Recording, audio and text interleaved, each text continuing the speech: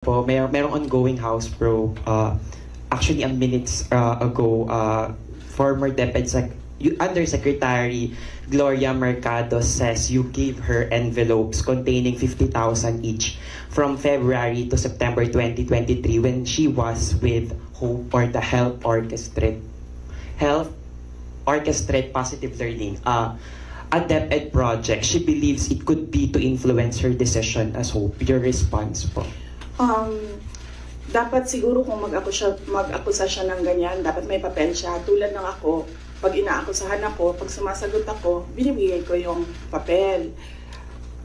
Gloria Mercado is a disgruntled former employee of the Department of Education. She was let go because of loss of trust and confidence sa Office of the Secretary.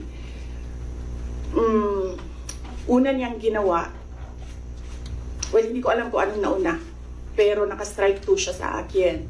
Ang una niyang ginawa, nag-solicit siya ng 16 million pesos sa isang kumpanya on paper using my name without any authorization from the Department of Education. Bibigay ni JC sa inyo mamaya yung papel. Kalagay doon. Pangalawa, noong nag-school visit ako sa Cebu,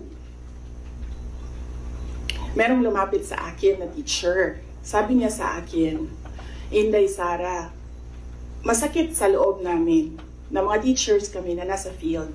Tapos merong humahawak ng teacher items na wala dito sa aming probinsya o wala dito sa aming region. So, pinakwento ko siya.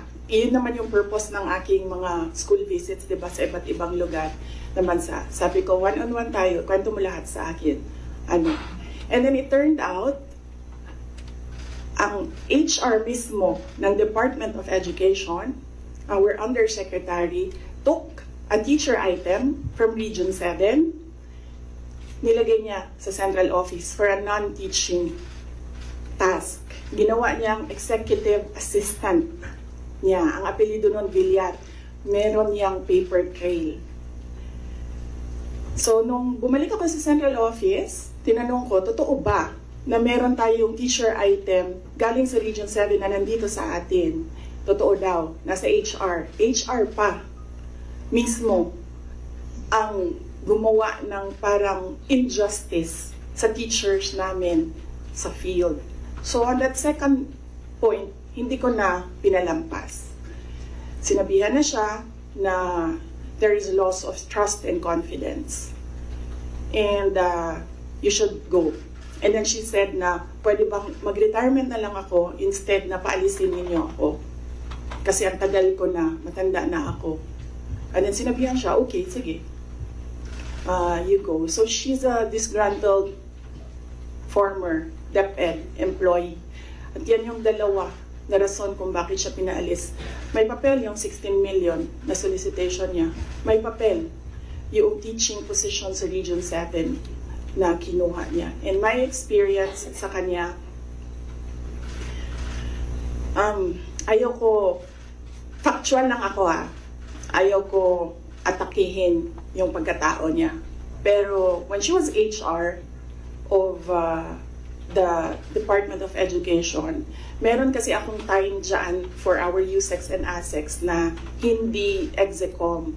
So, pinapapunta ko yan sila kung sino man yung merong concern, sino yung may problema, pumunta kayo sa akin, mag one-on-one tayo. So, one of those times na one-on-one kami, siniraan niya yung isang USEC, isang ASEC ng Department of Education, and bago pa lang kami nun.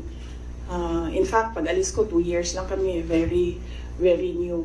Nagulat ako, kasi HR ka eh. Pag HR ka, hindi dapat ikaw yung mag-cause ng away-away sa loob ng institusyon. Dapat ikaw yung maging peacemaker.